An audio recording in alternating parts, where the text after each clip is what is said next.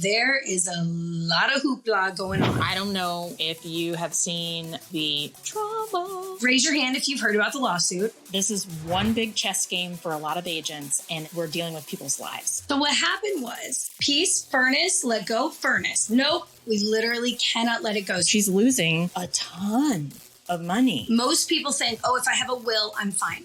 No. These are the kinds of things that agents need to be thinking about. Oh, you don't know how many times I got cussed out. You don't know how many fires I put out. You don't know how many we were this close to canceling. How many fights I started with my husband. How many? Is it going to change your life if I help you with this transaction? If so, I will be your best representation and I will be there whenever you need me to. Welcome to the Moxie and Jana show. I mean, we are spilling some real tea up in her, okay? So we have aptly named our little show, Spilling Real Tea with Jana and Moxie. Get it? Tune in and listen to us share all our crazy, wildly unbelievable crap that we see, do, and navigate in the insane world of real estate. And we're talking everything. Oh, the stories we will share. Literally everything. Down to the fails only us real estate agents could make.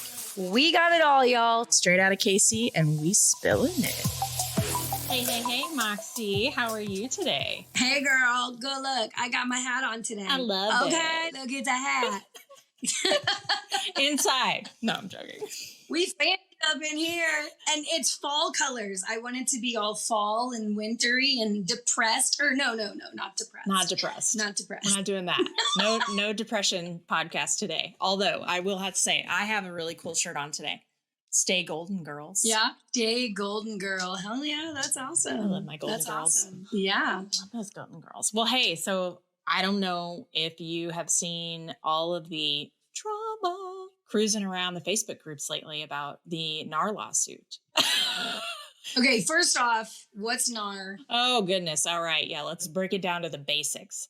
The National Association of Realtors, of which we are required to belong to. You're right. It is literally just the group that advocates on our behalf to make sure that we are doing everything correct on our clients' behalf, essentially. So they are the ones lobbying for different laws to make sure we're following the law so that our clients are covered under their law too. You're right. They provide guidance to the individual associations for all of our forms that we use. Yeah.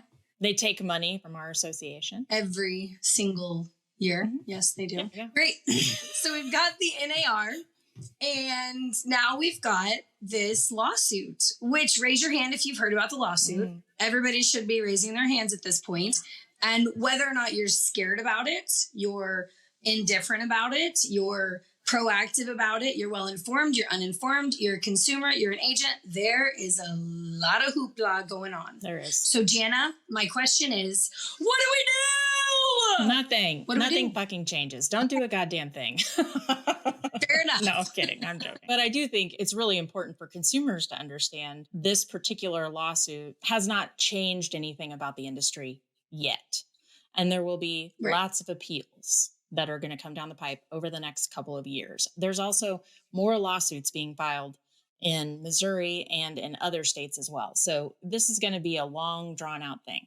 But from a consumer's perspective, really the big thing for them is to understand that commissions have always been negotiable. Agents and their brokers have always been capable of setting their own individual pricing and what their service provides as a result of that particular pricing. And Jana, when you say setting, you just mean a decent, relatively large guideline of expectations, but we can all work without parameters and we're not forced into doing those specific requirements. Yes. I think part of the reason why this lawsuit came about was because there was some of that happening. There was some minimum commission guidelines being set. There was some minimum fees that were being tagged on, that potentially maybe opened the door for a lot of this. But I think the really great part about all of this is it doesn't really change anything for me and probably not for you in terms of how you approach your business and how you talk to your clients and educate them on what it means to offer a buyer agent compensation versus not,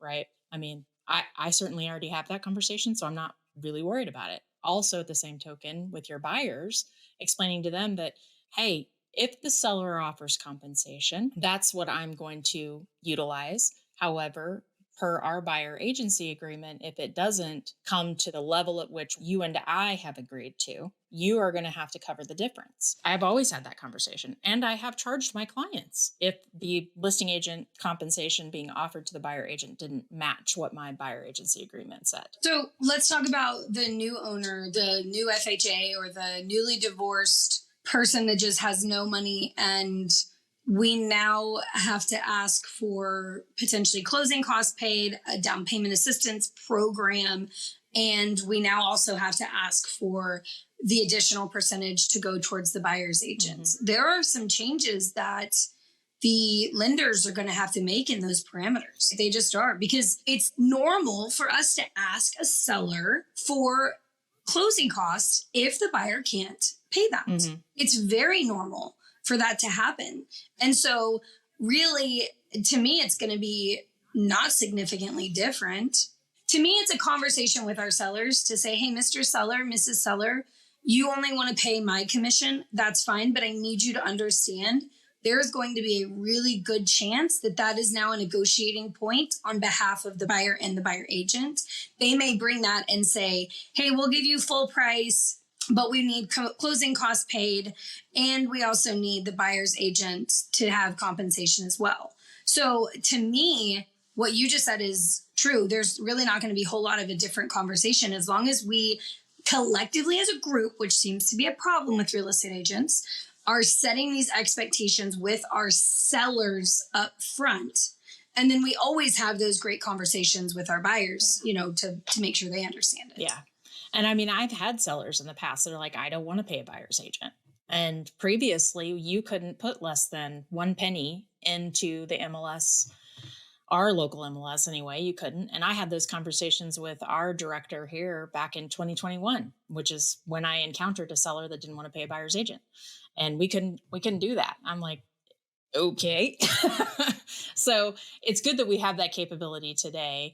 I do think that we have the ability to put 0 in for buyer agent compensation. But I think that a lot of agents are doing a lot of speculation on what this means for the industry overall. And I think it's too soon to do that. I don't think we know what's going to happen. I think there are a lot of brokerages that are making changes and adding documentation and whatnot to try to surface some of the things, which is honestly, in our case, a repeat of our contracts, which is fine. In other areas, they've never spelt it out like that. So it's good for them too. So, I mean, there are some minor changes taking place, but I don't think that it's going to have that big of an impact in the short term. Having said that, I do think, and I'm excited about the fact that a buyer is going to be able to pay their own agent, that would be the expectation, because I have always found it super weird to be incentivized by the listing that I'm showing to sell that house over this other house. There is a financial incentive involved in that. And it always felt kind of icky to me that I would even pay attention to that. Also, our commission cannot become part of a contract today. Like, we're not a party to the contract, so our commissions cannot come into the negotiations today. As you said, I do think that will change. But I think the thing that I'm super excited about that's happening now, and as a result of this, is it's really, really, really, really forcing agents like us to take a look at their client experience and really put forth a pretty significant effort in making sure that the client experience is amazing, right? Yeah. Because that's what's going to set us apart in the future.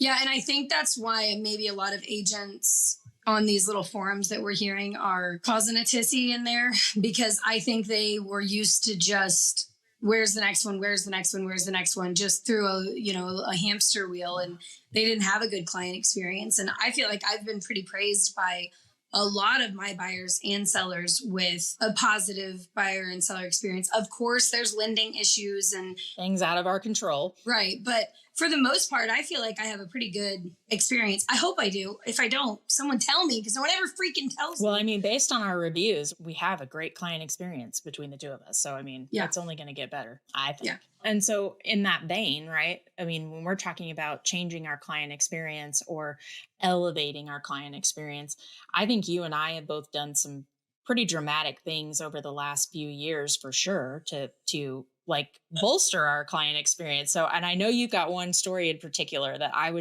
need to hear it. I need to hear it again.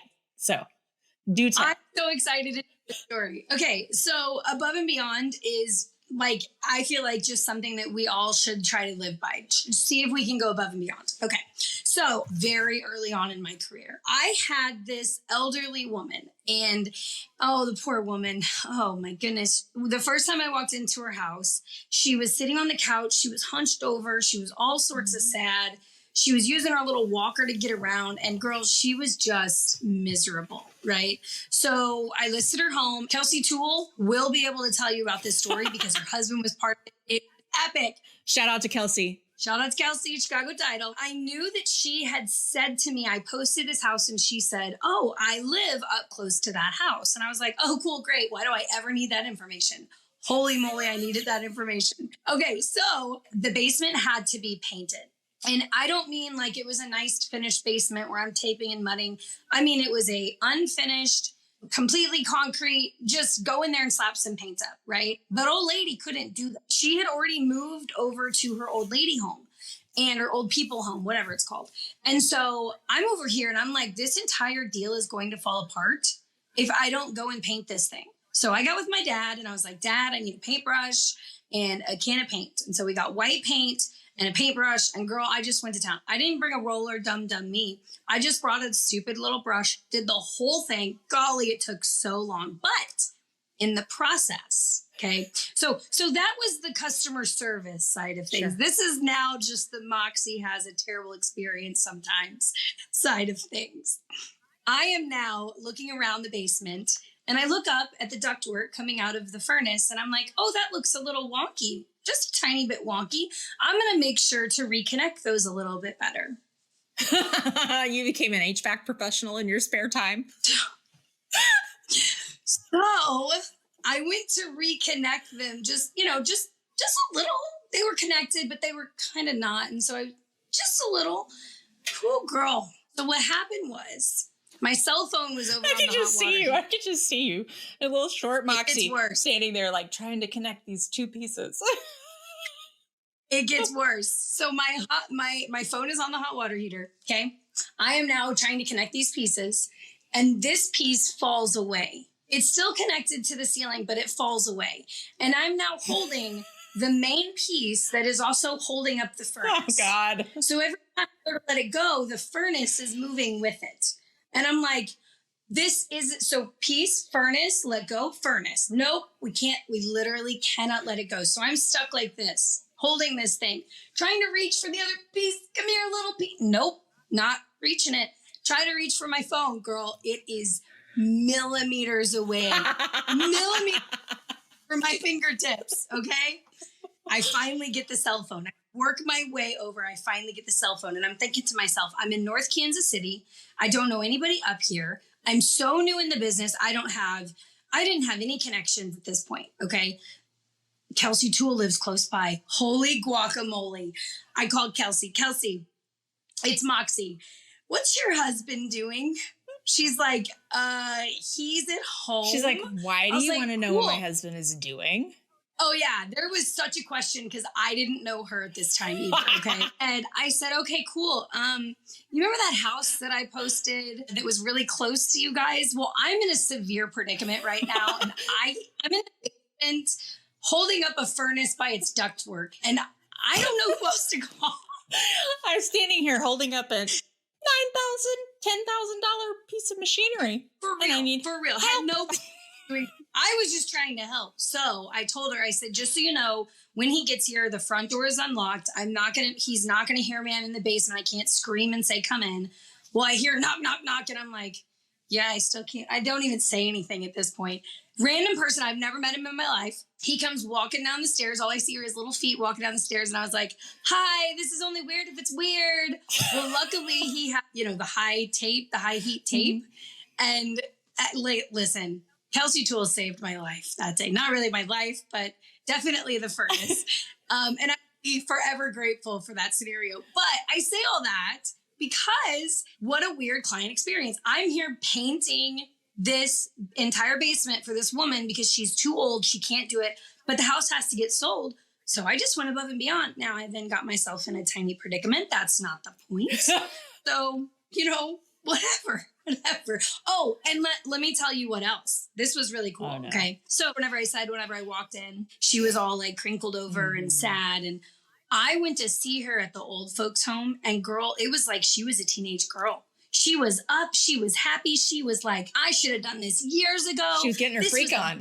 Oh gosh. I don't know about that. But what I do know is she now had friends. She had somebody else to cook and clean. She didn't have to physically worry about all that.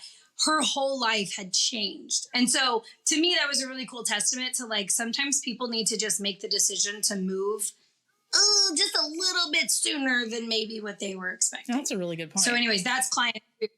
And everything had to be signed in person by her. So I had to take everything up to her, and she was by Zona Rosa, and I lived here in Holden. So it was like an hour and 10 minutes every time. I didn't care. It was so cool, but it was quite the client experience for sure. Oh, that's so sweet. I love it. Those are my favorite. I honestly thoroughly enjoy working with clients that you're like, you can help. It's not hard to find a way to help. You know what I mean? To make their life a little bit easier. Those are my favorite. Yeah. And if we're out here just thinking to ourselves, like, what if that was my grandpa? Or what if that was my mom? Mm-hmm. I am looking at these interactions with these clients, and also who have turned into friends, as how can I best serve you so that your experience is good?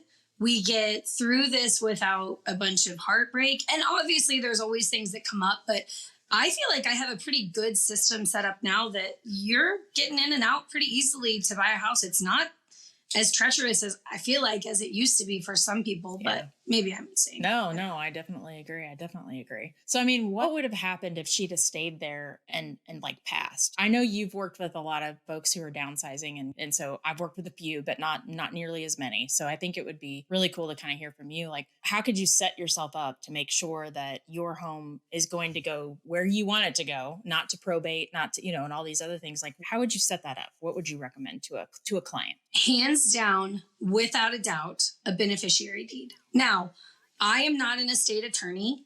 I am not an attorney at all. I am just a goofball that barely made it through 2 years of associate's degree in college. But hey, we do have referrals to really great estate attorneys. We do. We absolutely do.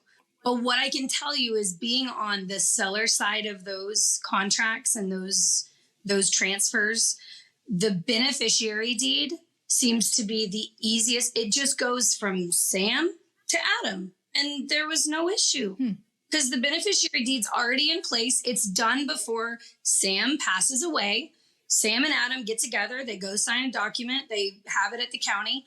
As soon as Sam dies, Adam's like, okay, I now own this house. Just like step in. It's literally as easy as that. So it's like a TOD on a car, basically. It's like TOD on a car. Yeah. Yes. Okay. But here's the thing. Most people think, oh, if I have a will, I'm fine. No. I am dealing with one right now that just now got, I think she's a year out. She just now got able to sell the home. And the probate courts gave us a specific price that we absolutely could not go under, which is good because some people could get in there and try to screw them over. But now we're waiting on the courts for approval. Now we're trying to see, does this work? Are you guys okay? It is, and it's been almost a year. So wills, don't do anything. Trusts, I think they're probably okay. I know my parents have dealt with a trust with my grandparents, and they have both told me, I will not leave a trust for you. Maybe that's because my grandparents did it incorrectly. I don't know. They don't really know. Maybe they're just mad at you, Moxie. You're not getting a trust. Well, that's okay. I know as far as like homes go, I can tell you emphatically, working with it as the way the laws are now, a beneficiary deed, hands down the simplest process for everybody involved. And I wish more people knew about that. Well, and I wonder, does it change anything? So like if Sam decided to, I can't remember who was who, but if Sam in this scenario decided to sell the house and not pass away, like that's a choice. A beneficiary deed doesn't change their ability to sell. No. I think that they would have to have Adam in this case sign off saying, he's okay with that. I think, I'm not 1,000% sure on that. That's a good question. But I know when Adam goes to sell it after Sam has passed away, it's a general warranty. It's the easiest process. Yeah, at that point. Yeah. It's pretty cool stuff. Now, I've dealt with it a lot because my family does estate sales, which is basically if you pass away, you get a divorce, you have to downsize, foreclosure, I don't know, moving to another state. We've had people be like, we're moving to a bigger house and we just don't want to take anything with us. I'm like, okay, got you, pumpkin. So there's all sorts of scenarios. But the one thing that I've learned whenever I come across a scenario that I think could be applicable to an estate sale, people always say the same thing. They always say, well, I'm going to start throwing stuff away or clean this place up, and then I'll have the estate sale company come in. And I'm like, no, I don't want you to do that. They don't want you. Let them deal with all of it. Let them deal with your trash, girl. We've seen some stuff. Woo. Yeah. So, I mean, tell me about that. The house could be a hoarder situation. It could be complete garbage, but there might be some valuable items in there. And so bringing you guys in, or your parents' company or whoever, your family's company. Yeah. And I used to do estate sales with them for 8 years. So I was in the thick of it for a long time. So literally, literally, trust me. Woo!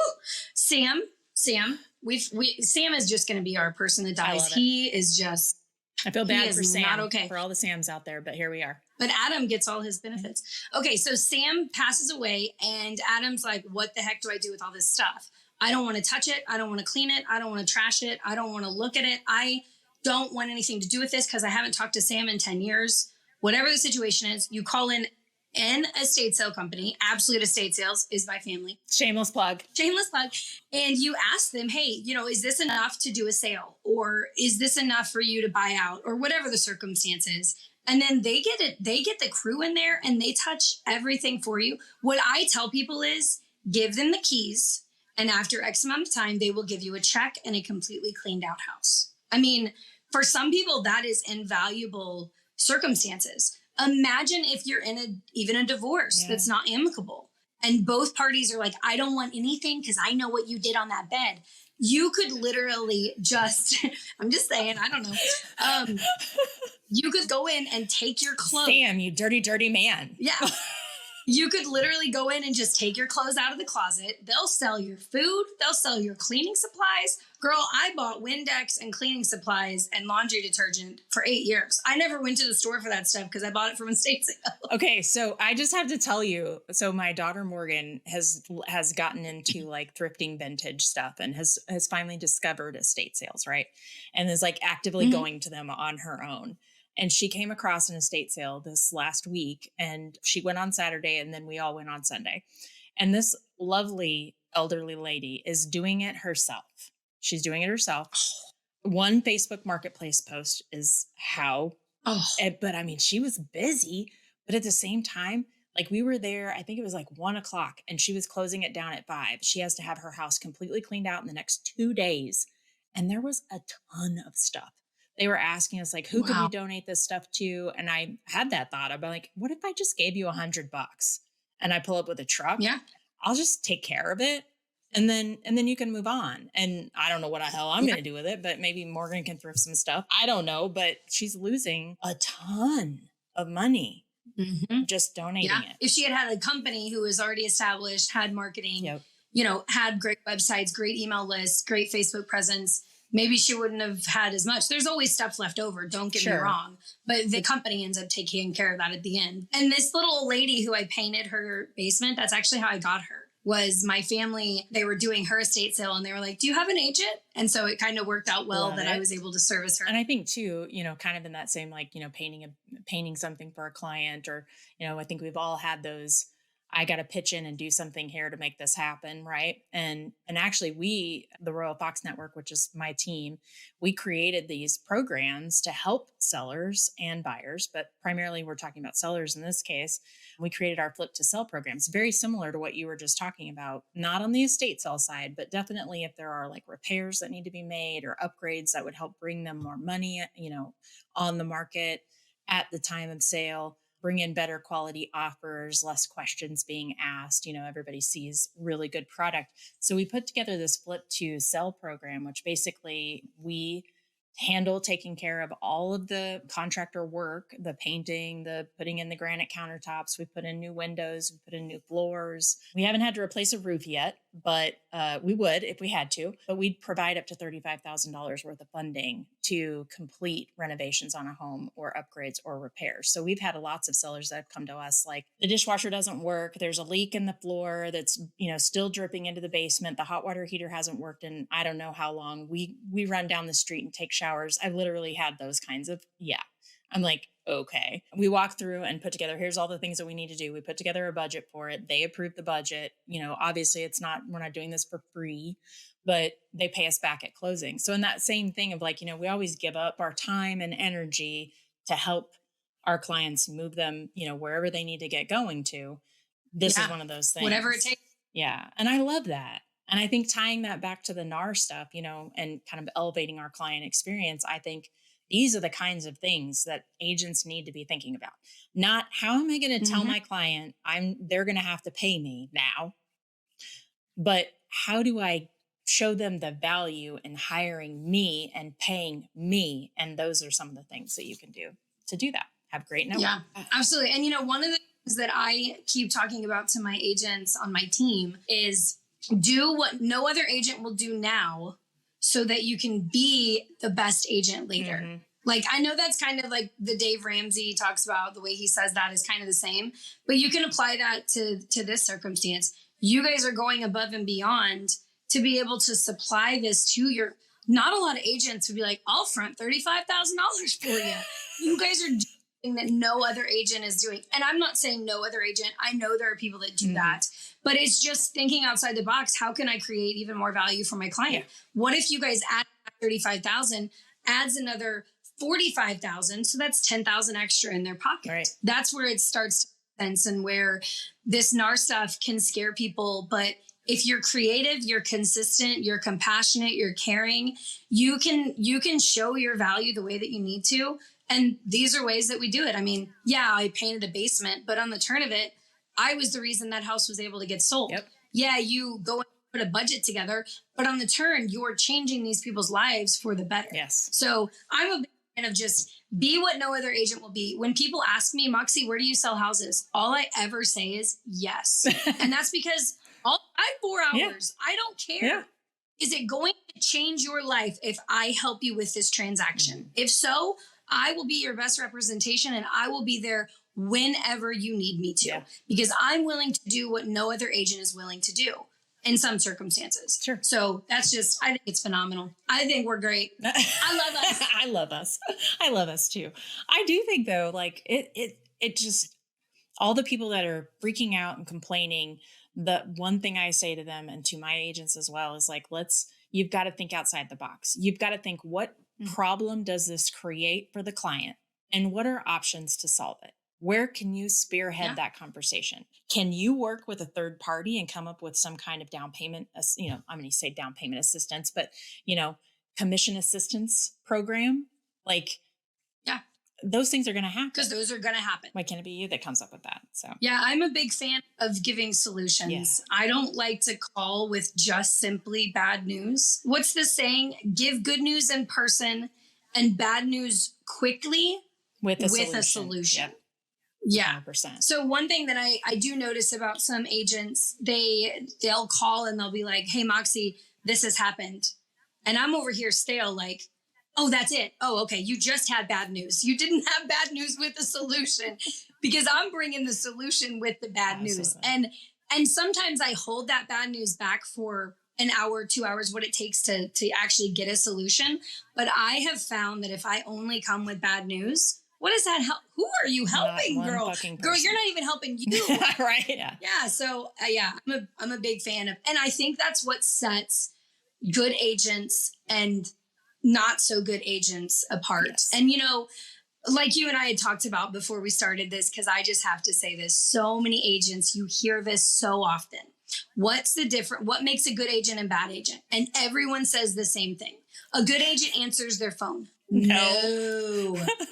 Does a good agent answer their phone? Absolutely. Or they get back to you very quickly. They get back to you, yes. But if that's your baseline, ooh, girl, we got problems. If your baseline is a good agent answers their phone and a bad agent doesn't, we have some weird expectations in this industry, because to me, a good agent comes with solutions. a good agent doesn't lie and manipulate. There's a lot more we could talk about with good agents, but there's definitely an issue in our industry. Well, and I definitely think in that same vein, when we talk about what makes a good agent or a great agent, what makes a not so great agent, I think a lot of people tend to think about the tactical aspect of it. Like, do they show up on time to an appointment? Do they answer their phone? Do they do, these very administrative functions? And I don't think a lot of people really understand all of the things that we do throughout a transaction, just like taking that bad news, calling your contractor, figuring out how much it's going to cost. Can you get it cheaper? So that when you deliver that piece of not so great news to your client, you're saying, hey, this is the situation. I know this sucks, but I've got a couple of options I want to present to you that ways you can solve this if you want to solve it. And maybe the answer is we're not going to solve it. Suck it up, buttercup. And I would have done all of that research and work ahead of time for no reason. But at the same time, I want to know that what I'm giving you is actually going to resolve the issue that we're having. And I think that is, if there is one thing, it's to be solutions oriented. This is one big chess game for a lot of agents, and we're dealing with people's lives. Truly. Yeah, for sure. The president of our company put this post out, and it may have been 3 a.m. when I read it because I struggled to sleep, and it had only been posted for a little while. So it was late for him too. And he's like, people always ask me, why does it come so easily for you? Why does it always look so easy? Mm-hmm. You have it so easy. Everything you do is just so simple. And then he wrote his dang schedule out. That dude wakes up at 4:45. Okay. And hops on the phone at 5. At 5. Yeah. Yeah. So I'm not going to go through his whole schedule right now, but his last appointment is at 8:15, I think it was, maybe 8:25. I can't remember. So just think of that, put that into a little bit of perspective. But what that made me remember is I sometimes have people jokingly say, gosh, what did you do during this contract? Jana, to me, that's the biggest compliment. Because it's like, oh, you don't know how many times I got cussed out. You don't know how many fires I put out. You don't know how many times we were this close to canceling. How many fights I started with my husband? How many? No, for real. I know that some agents get offended, and I used to get so offended when people would be like, gosh, that was the easiest transaction. What am I even paying you for? You're paying me for that right there. You're paying me for the fact that the buyer almost canceled 16 times, and I talked him down off the ledge every single time. And to me, I was looking at that post from our president, and I really started to think, I've had people consistently throughout my career be like, oh gosh, you just sell all these houses. You're just so good at it. Oh, and then you go on vacations. I ain't on a vacation. Just because I'm gone from my house does not mean I'm on a vacation. You can ask my husband. I will spend hours in the resort room just answering phone calls, talking to people, writing a contract, all but physically showing the home. So when people, to me, it was just very much like, it kind of made me feel better that I'm not the only one that people say that about. And then people say all the time, I want to become a real estate agent. You make it look so easy. I guess I'm doing something right then, because the pain of these transactions is severe sometimes, but that's our whole job. We are here to make sure that no one else feels that pain except for maybe our lender and maybe the other and our TC. No, but it's true. A lot of people see the job that we do as something that anyone could do. And certainly the bar to get a license is pretty low in our area. And there are definitely a few agents I've come across that probably just should have kept on walking and not gotten their license because they're that terrible. But I think when you look at like what makes a great agent, it really comes down to solving problems that no one knew they had until they had them. And then they didn't know all of the things that went into resolving that issue. And not that I'm like, I want my badge of honor for all this shit that I had to put up with on this It's not like that at all. But it's funny because when I talk to, my husband, who's a newer agent, I'm like, it's for us, we do this every day. So we understand the ins and outs and the little things that we can tweak and the little, coded words that we use to tell the other agent to back the F off or whatever, while being perfectly professional and respectful, of course. Like, you need to take a breather. You know what I mean? Like, calm down. Screaming at me on the phone's not going to help your case. Okay. Doesn't help. But I do think that there are some steps that consumers can do to interview their agents, to ask really good questions that kind of get to the heart of how their brain works. Because that truly, to me, after being a solutions-oriented person, it comes down to, can you objectively think through a problem and still advocate for your client. So a prime example might be someone who has had their home flooded in the past, that it was a terrible experience. They got completely washed out. Their house was a total loss, blah, blah, blah. We go look at a property. They want to put in an offer on the property. And, we get through inspections and turns out that there's a pretty big leak happening under the sink. And for them, that's a big deal because of their past experience, right? So when you're thinking about asking an agent a question, ask them questions like, talk to me about how you handle issues when they come up during the transaction. When the other agent is just being a gigantic pain in your ass, what do you do to right that ship? What do you say? What is your thought process around how you would handle or approach that agent to get them to calm down, to open up to you? Ask those kinds of questions because, I can tell you the recent transaction with a referral agent. It was like every time we asked a question, it was, oh, well, you can find that on that website. Oh, you can go look that up on the city zoning website. Oh, you can go find that by going to the city hall and asking the receptionist for this particular person. Like, bitch, do your job. Yeah. I'd be like, here's the document. What else do you need? Do you want me to walk you through it? Like, here are the high points that I noticed in the document. I don't know if that's important to you, right? You're going to put in that extra effort, but when you're dealing with people who have had traumatic experiences in the past, buying or selling, you've got a lot to overcome. And the really important thing is to ask good questions. Don't ask the basic, do you answer your phone? Are you available at 8 p.m.? Is your lender available at 9 p.m. on a Saturday? Yes. The answer is yes. These should all be yes answers to every agent across the board. Absolutely. That should just be yes answers. Yeah. And who's going to say no? I'm being interviewed for you to be my client, and you're asking me, do I answer my phone? Am I going to say no? Probably not. I know I try to answer my phone, but of course I'm going to say yes. Yeah. Do you take calls on the weekends? Yes. I'm not going to. Why would you say no to that? So when you're asking these questions, you're not asking good questions. So. Yeah. Very interesting. Well, I definitely think you and I a pretty fantastic way to show quality customer service, show lots of value. Yeah. I'm not terribly concerned. I am concerned, but only because I'm a logical person and this is our profession. Mm-hmm. So this, there are some concerns that come along with this lawsuit, but we just have to be prepared. We have to disclose and we have to have really good conversations. So that's all there is to it. And not be afraid to have those hard conversations because they're going to happen. And you need to figure out how to communicate your value in both verbally and in actual experience. And once you do that and you see the fruits of your labor and you see happy clients and you have great transactions, you're never going to go back. Yep. So true story. Okay. Well, this has been wonderful. I don't ever want to paint another basement again and hold a furnace in my hands. True story. But will I? Yes.